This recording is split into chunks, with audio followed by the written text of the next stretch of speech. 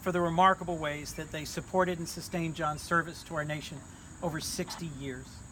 It was the honor of my life to have the opportunity to travel with Senator McCain to Afghanistan, to Israel, to Vietnam, and to visit the prison in Vietnam where he was a prisoner of war, where he was tortured for 5.5 years, and then to see the remarkable positive regard of the Vietnamese people and their leadership for him because of the tireless way that John McCain worked to heal the wounds of war. It was also the honor of my life to be his co-sponsor in his last immigration reform bill earlier this year. You know, John McCain was a special man, a unique man, and all of us in the Senate would do well to think of his example and to honor him by being more humble, being more accountable, being more willing to work across the aisle as he did on issues from immigration to human rights, from campaign finance reform to fighting torture. All of us would do better to work to put party second after nation and to put country above self. That's what John McCain meant to me, and that's what I think all of us can do to help honor this remarkable man. Who's got a question? Senator Coons, question for you. Where were you when you heard the news and just your initial reaction? I was with my wife, enjoying our first weekend together as a couple down in Lewis, you know, I knew because of the news on Friday that he'd stopped treatment, that the end was likely near. I reached out to some mutual friends, and I knew he might not be with us much longer. But even though we've known for a year this was coming, it's still quite a shock. You know, I've lost several close friends to this same disease. Bo Biden, Jim Brown, who worked with me at Gore and was a great friend and mentor.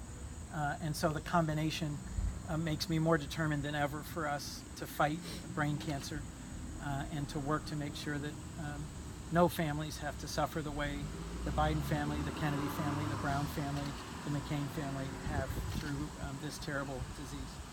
Senator, do you feel like something's going to be missing from the body without John McCain there? I mean, he's obviously been in and out for the past couple of months, but... There's been something missing since January. John was sustained in his work and his service remarkably by Cindy. I had a chance to visit them in Phoenix earlier this year, and he was every bit as feisty and engaging and forceful as ever. But his physical absence from the debates in the Senate of this year has been noticeable. And now, with his having gone to his reward, our missing him, I think, will be deeper than ever. We're at a moment in American history where we frankly need someone of his credibility and his character and his leadership more than we have in my lifetime. It's striking that Senator McCain passed away on the same day that Senator Kennedy passed away of the same dread disease, and that Senator Kennedy was so badly needed to finish the work of healthcare reform and was absent for the end of it, and that in some ways Senator McCain is so badly needed to help sustain bridges between our parties at a time when there are some real questions about rule of law and about what we stand for in the world. I had the honor of traveling with him to two different global conferences, one in Singapore and one in Halifax, Canada. And it was so clear that our allies around the world were eager to hear from him and to be reassured that America is still committed to the values, the principles, and the alliances that he'd spent decades of his life building for. He will be sorely missed. He is badly needed. And I think it's a real challenge to the rest of us to step up and fill the void. What have your conversations and communications been like today with your colleagues? Are you sharing stories, comforting each other? What have those communications been like today? Well, Jeff Flake and I have worked hard together, traveled together recently on a number of issues. And so I've been in communication with a number of colleagues, senators from Connecticut to Arizona, Republicans and Democrats. And yes, some of it's just telling the sorts of stories we're not telling on air, because John was a character. John was funny. He was crusty. He could really work you. And when I was a brand new senator, he certainly put me through my paces. As Senator Graham loves to remark, when John McCain was swearing at you, it's how you knew he liked you. And so I've had some conversations with colleagues currently serving and retired about that. And I'm looking forward, frankly, tomorrow to being back in the Senate and having a chance to share some of those stories with folks who knew him and served with him a lot longer than I did. I'm reminded that Senator Biden, almost uniquely, had the blessing of 44 years of service with John McCain. Captain McCain, in his last tour as a Navy captain, was in the Navy's Office of Congressional Liaison at the time that Joe Biden, as a brand new senator, arrived in Washington. And their friendship, their partnership lasted decades. If you didn't get to see or hear the Liberty Medal speech at the National Constitution Center in Philadelphia earlier this year, it was remarkable. Joe Biden's introduction and John McCain's acceptance speech, and I said earlier today that should be required viewing at every high school in America, both because of what John had to say and because of that friendship, that partnership between Joe Biden and John McCain. When did you first meet John McCain? And tell me about that story, and then how long have you known him? I first really met John McCain when I got sworn in November of 2010, and I will never forget. Yeah.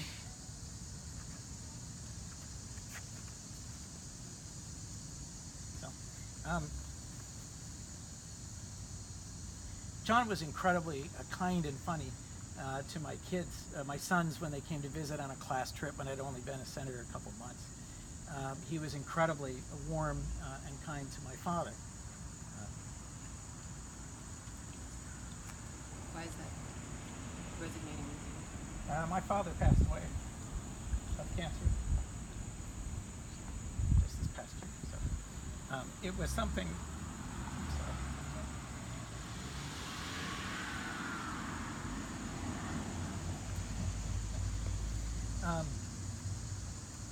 On my first trip overseas, I went to Pakistan, Afghanistan, Jordan, and Israel.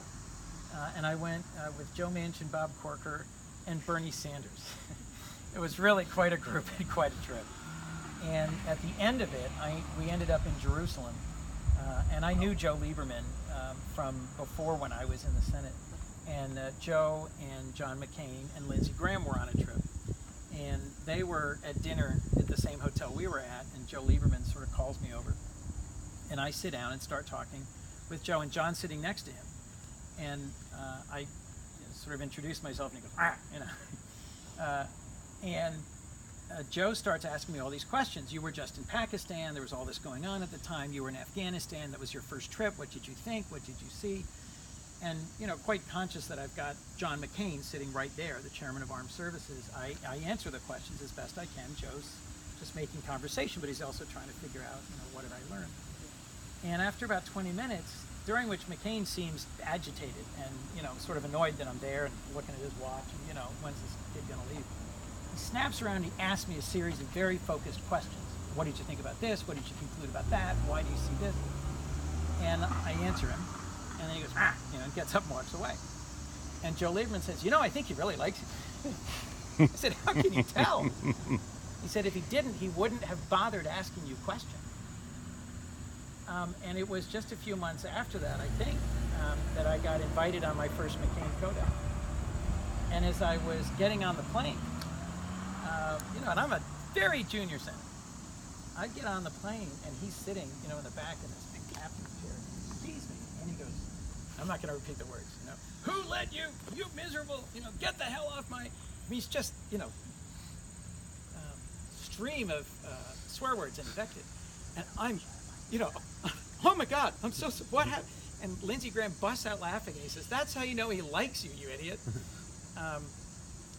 As I got to know Senator McCain better, I got more comfortable with the teasing and the back and forth and the tone. And on one of my more recent trips with him, with a group, a bipartisan group, we went to Halifax, Canada, to a regional security conference in January of 2017. And it was kind of fun to watch him take two brand new House members and do the same things to them that he'd done to me 6 years earlier. And then I got to be the guy who pulled him aside and said, he really likes you, that's why he's swearing at you. Look, John was a larger-than-life figure. And I knew from Joe Biden that his relationship, his working partnership with McCain had been one of the most important and productive of his 36 years in the Senate. So I knew to be patient with some of the gruffness, and to wait for the kindness. He was funny and kind, thoughtful and generous, and he really invested time in making sure that younger senators on foreign relations and armed services and intelligence got to see the world and got to see the importance of our role in the world through his eyes. And that was an enormous blessing that I got through a number of trips with him that I'll never forget. Senator, after a really long career, John McCain, some of his last acts on the national stage where he was seen as a sort of foil to the president in a largely Republican government. And as somebody who's been critical of the president yourself, where did you see John McCain's role over the past year and a half as part of the checks and balances that Congress is supposed to provide? John McCain's last speech in the Senate, if I remember correctly, was the one where he most forcefully said, we are the president's equals. The Senate is by design equal to the president and the executive, and we are getting nothing done here. We are not doing our appropriate work and role.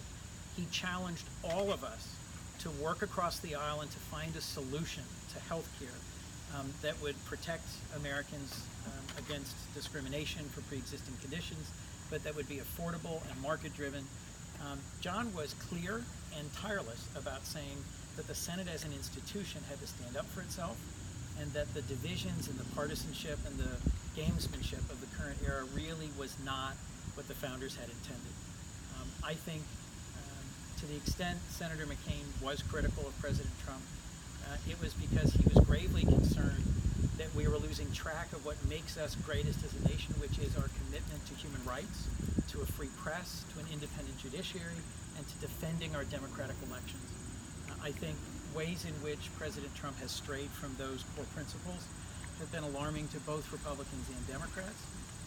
But Senator McCain was a Republican. He voted overwhelmingly for the president's nominees and for his judges and for his agenda and for his budgets.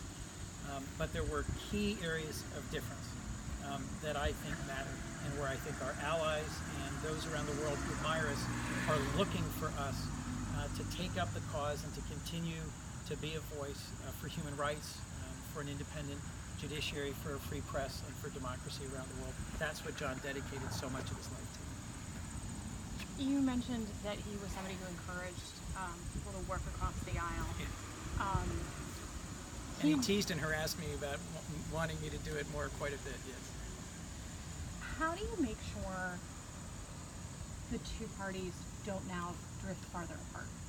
It's hard. We are moving farther apart as parties, in part because we reflect our country.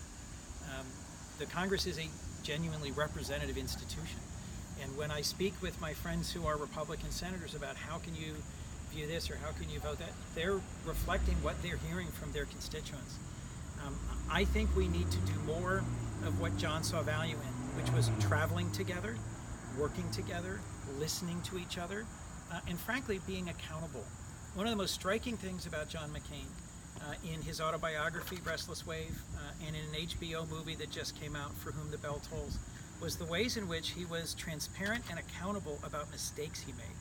Earlier in his career, he was hugely upset at the impact on his honor of being lumped in with the Keating Five, of being mixed up in an ethics scandal.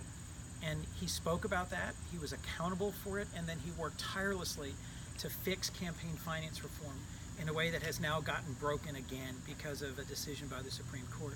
But Senator McCain was someone who I think was deeply respected by the average American and by his colleagues for the ways in which he was willing to step forward and said, I was wrong on this, or we need to change our way on that. And I think more of that in what voters expect from their representatives would make a lot of sense. Voters need to demand that the people who represent them work across the aisle.